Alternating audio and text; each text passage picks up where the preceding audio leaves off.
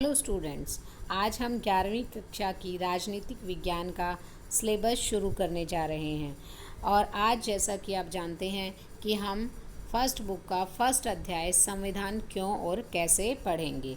इस चैप्टर में हम जिन बातों को पढ़ेंगे उनके बारे में मैं आपको अभी थोड़ा सा बता देती हूँ। इस अध्याय में हम संविधान किसे कहते हैं ये जान पाएंगे, संविधान समाज को क्या देता है ये जान पाएंगे, संविधान समाज में शक्तियों का बंटवारा कैसे करता है और भारत का संविधान कैसे बनाया गया। अब आता है संविधान किसे कहते हैं। सबसे पहले आप जानते हैं कि हमारे अध्याय का नाम ही संविधान क्यों और कैसे है, तो हमारे लिए जानना बहुत ज़रूरी है कि संविधान किसे कहते हैं और ये बहुत अच्छे से आपको समझ में आ जाना चाहिए। संविधान एक ऐसा लिखित दस्तावेज होता है जिसके द्वारा किसी देश की शासन व्यवस्था चलाई जाती है। इसमें नियम, कायदे, कानून, सरकार की शक्तियाँ, अधिकार आदि के बारे में हमें विस्तार से जानकारी मिलती है। अच्छा, ज़रूरी नहीं है कि लिखित ही दस्तावेज हो, क्योंकि कुछ देशों का संविधान जो है वो लिखित नहीं भी है। तो संविधान उन नियमों और कानूनों का समूह होता है जिसके द्वारा किसी देश का शासन चलाया जाता है। सबको समझ में आया कि संविधान उन नियमों और कानूनों का समूह होता है जिसके द्वारा किसी देश का शासन चलाया जाता है।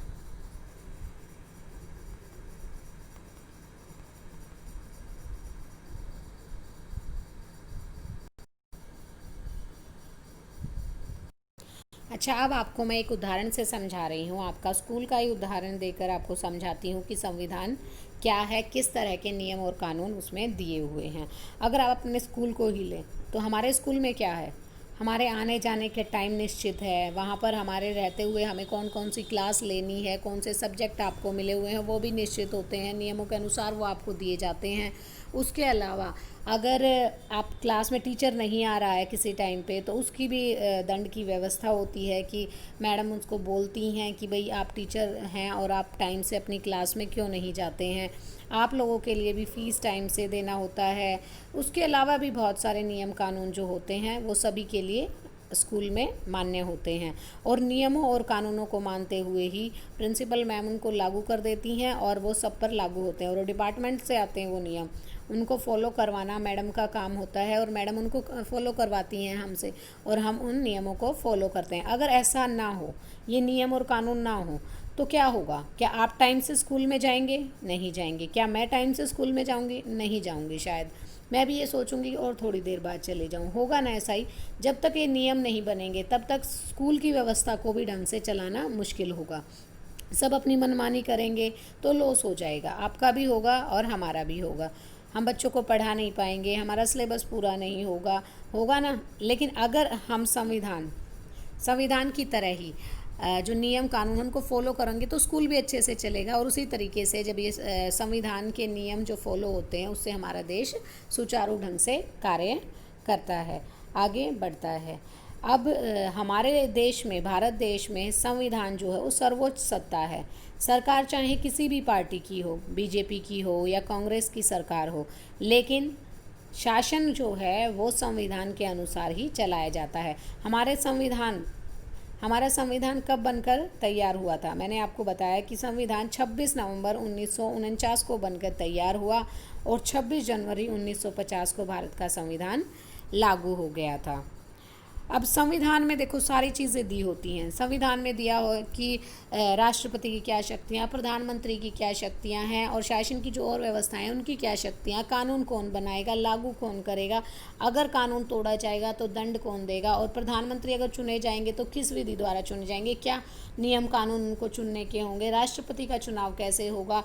मतलब हमारे सरकार की शासन व्यवस्था और समाज के बारे में जिस तरह से पंचायत है, ये सब हम कहाँ पढ़ते हैं? ये हम राजनीति में पढ़ते हैं और इनके बारे में डिटेल जो है, जो शासन व्यवस्था चलाने के लिए दी हुई है वो कहाँ है? संविधान में दी हुई है और संविधान के अनुसार ही शासन चलाया जाता है। अब बात उठती है कि हमें अपने देश को चलाने के लिए संविधान की आवश्यकता क्यों पड़ती है? ऐसा क्या करता है संविधान जिससे हमें संविधान की आवश्यकता महसूस होती है? हमें संविधान की आवश्यकता है, क्यों है? क्योंकि संविधान फर्स्ट कि संविधान क्या कार्य करता है, उसके कार्य भी देखो, बहुत सारे कार्य संविधान करता है, लेकिन हम सारे नहीं बता सकते, इसलिए मेन जो हैं वो मैं आपको अभी बता रही हूँ।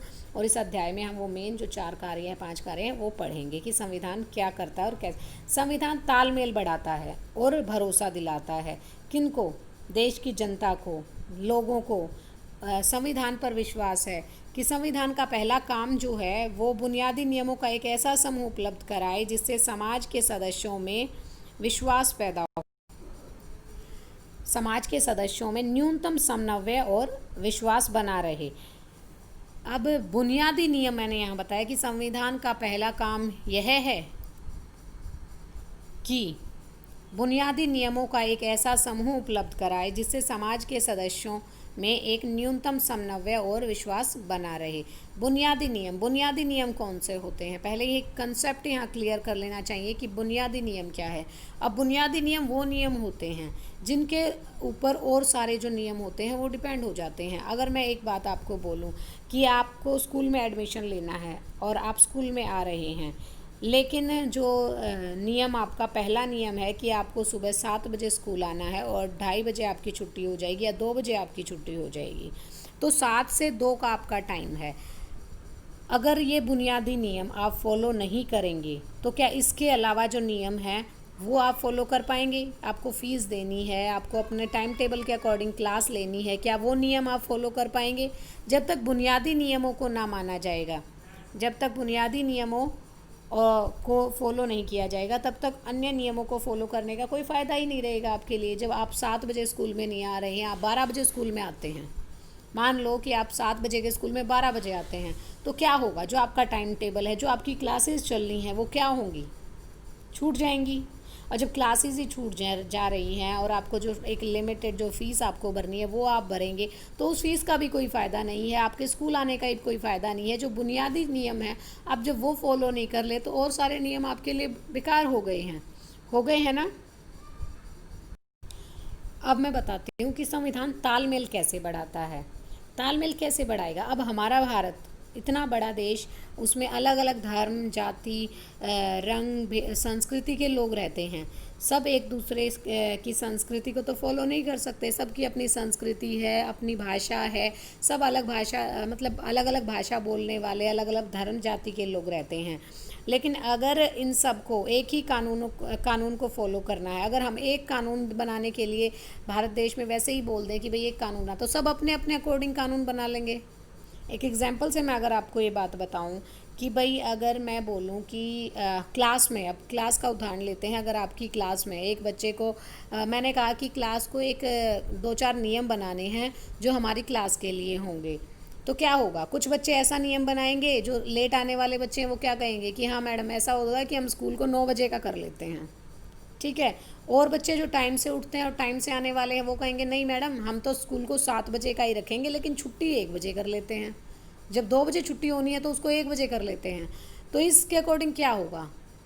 कुछ बच्चे कहेंगे नहीं मैडम आज विज्ञान का पीरियड ना होकर हम लोग किसी और सब्जेक्ट का पीरियड लेंगे, ठीक है। तो आप लोगों के अपने ही विचार नहीं मिल पाएंगे और किसकी बातों को और किसके बनाए हुए नियमों को लागू किया जाए, किसके बनाए हुए नियमों को लागू किया जाए, ये एक मुश्किल बात सामने आएगी क्योंकि अगर एक के नियम हमने लागू कर दिए तो दूसरे नहीं मानेंगे, वो विरोध करेंगे। तो इसीलिए क्या होता है कि संविधान हमें तालमेल बढ़ाता है। तालमेल कैसे बढ़ाता है? तालमेल ये है कि संविधान के द्वारा एक ऐसे मुखिया का चुनाव हमें कर लेना होता है जिसकी बातों को और सारे मान ले और वो नियम बनाए, उसको सब फॉलो करें, ठीक है। ये समन्वय बन गया है।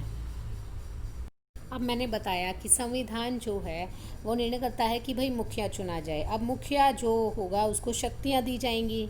तो हमारा सेकंड जो कार्य होता है निर्णय निर्माण शक्ति की विशेषताएं। संविधान का दूसरा काम यह स्पष्ट करना है कि समाज में निर्णय लेने की शक्ति किसके पास होगी। संविधान यह भी तय करता है कि सरकार कैसे निर्मित होगी। तो जो सरकार होगी उसे हम निर्णय करने की शक्ति देंगे।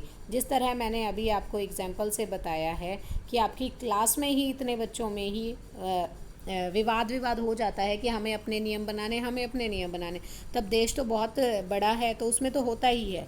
तो इसीलिए उसी समस्या का निपटान करने के लिए संविधान का दूसरा कार्य जो है वो निर्णय निर्माण शक्ति की विशेषताएं हैं, जिसके द्वारा जो मुखिया चुना जाएगा, जो सरकार चुनी जाएगी, वो किस तरह चुनी जाएगी और कौन से अधिकार उनको दिए जाएंगे और किन अधिकारों के तहत वो निर्णय लेंगे, ताकि वो सबके हित के लिए निर्णय ले सके, ना कि स्वयं के हित के लिए निर्णय लें। और जो जिस तरह सरकार चुनी जाएगी उसके जो नियम हैं वो भी संविधान में दिए हुए हैं कि किस प्रक्रिया के तहत सरकार बनाई जाएगी, मुखिया का चुनाव कैसे होगा, किस विधि के द्वारा हम मुखिया का चुनाव करेंगे। तो यहाँ तक क्लियर हुआ। अब हमारा आता है, देखो शक्तियाँ, हमने अपना मुखिया चुन लिया है, ठीक है। अब मुखिया चुन लिया है तो वो हमारे लिए निर्णय भी लेगा, लेकिन अगर ऐसा भी तो हो सकता है, अगर हम मुखिया चुन लें और उनके ऊपर हमारे संविधान में और ये नियम न दिए हों कि हम उनकी शक्तियों पर सीमाएं कैसे लगाएं, तो वो क्या करेंगे, अपनी मनमर्जी के कार्य करेंगे। जो उनके हित के लिए होगा वो अपने लिए सोचेंगे, हमारे लिए क्यों सोचेंगे। जब उनको पावर मिल जाएगी, जब उनके पास शक्ति होगी देश को संभालने की, तो वो अपने हिसाब से सरकार चलाने की कोशिश करेंगे। तो इसी व्यवस्था को रोकने के लिए संविधान में तीसरा कार्य क्या है कि वो सरकार की शक्तियों पर सीमाएं लगाता है, कि सरकार को रोकता है, सरकार को रोकता है अपनी मन मर्जी करने से, अपने हित की पूर्ति करने से, सभी के हित के कार्य करने के लिए उसे बाध्य करता है। अब देखो, संविधान का तीसरा काम यह है कि वह सरकार द्वारा अपने नागरिकों पर लागू किए जाने वाले कानूनों पर कुछ सीमाएं लगाएं। यह सीमा इस रूप में मौलिक होती है कि सरकार कभी उसका उल्लंघन नहीं कर सकती है। तो जो नियम हमारे ऐसे बनाए जाएंगे सरकार की ऊपर लगाने के लिए, कुछ सीमाएं जो उनकी निश्चित कर दी जाएंगी, उनके बाद वो उन सीमाओं में रहते हुए सरकार जो है वो काम करेगी जो सबकी भलाई के लिए होंगे, जो देश की भलाई के लिए होंगे, जनता की भलाई के लिए होंगे। इस तरह संविधान की जो है वो हमारी सरकार पर निरंकुश होने से अंकुश लगा देता है। अब आता है चौथा, समाज की आकांक्षाएं और लक्ष्य। संविधान का चौथा काम यह है कि वह सरकार को ऐसी क्षमता प्रदान करे जिससे वह जनता की आकांक्षाओं को पूरा कर सके और एक न्यायपूर्ण समाज की स्थापना के लिए प्रयास करे। अब ये देखो कि इसमें दिया हुआ है कि संविधान जो है वो जनता की आकांक्षाओं को पूरा करने की कोशिश करे, उनको ये क्षमता प्रदान करे जिससे वो अपनी आकांक्षाओं को पूरा कर सके और समाज जो है वो न्यायपूर्ण बने।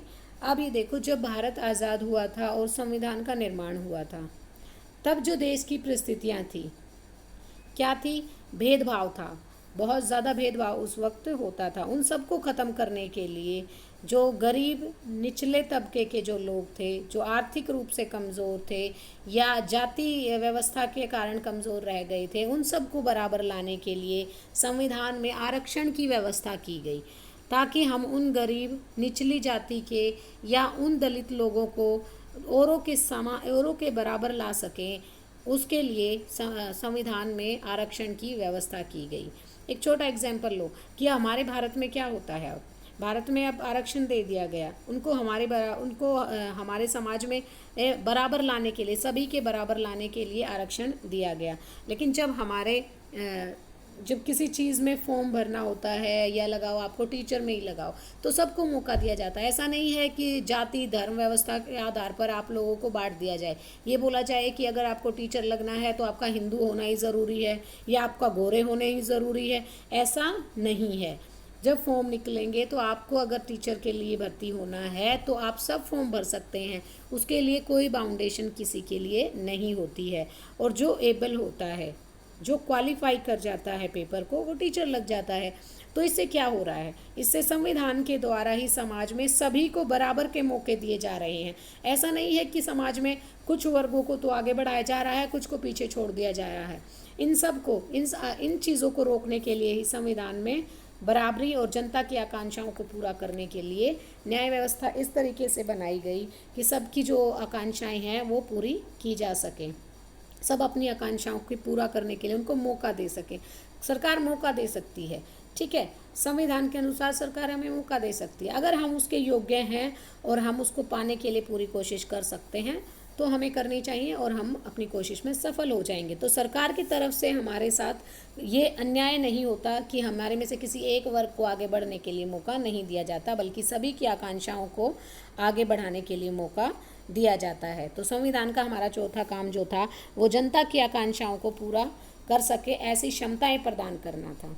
ठीक है, सबको यहाँ तक क्लियर हुआ। अब आता है फिफ्थ, राष्ट्र की बुनियादी पहचान। सबसे महत्वपूर्ण बात यह है कि संविधान किसी समाज की बुनियादी पहचान होता है। इसका अर्थ यह है कि संविधान के माध्यम से ही किसी समाज की एक सामूहिक इकाई के रूप में पहचान होती है। अब ये देखो, आपको ये पता है आप भारतीय हैं, हमें ये पता है हम भारतीय हैं, लेकिन हमारा जो भारत, अब मैं छोटा सा एक एग्जांपल देती हूँ। पहले के टाइम में क्या हुआ था, जैसे आप जर्मनी का ही ले लो, तो जर्मनी जो है वहाँ पर जर्मन नस्ल के जितने लोग रहते थे उनको एक बाउंड्री खींच दी गई और ये कहा गया कि ये जर्मनी है। ठीक है, लेकिन अगर आप भारत को लें तो भारत का क्या है कि यहाँ तक एक बाउंड्री है और यहाँ तक जिस भी धर्म जाति लिंग के लोग रहते हैं वो सारे भारतीय हैं। वो पहचान उनको वहाँ से मिली। अब भारत का नागरिक ही कहीं बाहर जाता है, अब हमारी संस्कृति, हमारी सभ्यता, हमारे विचार ये झलकते हैं। अगर हमारा यहाँ का भारतीय भी अगर कहीं अमेरिका में जाके सेटल है तो जैसे दिवाली आती है, होली आती है, वो वहाँ जाकर भी उसको मनाता है। तो राष्ट्र जो है वो हमें एक पहचान देता है। राष्ट्र जो है वो हमारी बुनियादी पहचान देता है हमें कि हम भारतीय हैं। अपने समाज को वो एक मजबूत पहचान देता है। आज जो हमने पढ़ा वो संविधान क्या है, उसकी आवश्यकता हमें क्यों होती है और संविधान कार्य क्या करता है। आज की क्लास में हम सिर्फ इतना ही पढ़ेंगे, बाकी का अध्याय हम आगे की कक्षा में कंप्लीट करेंगे। बाय बच्चों।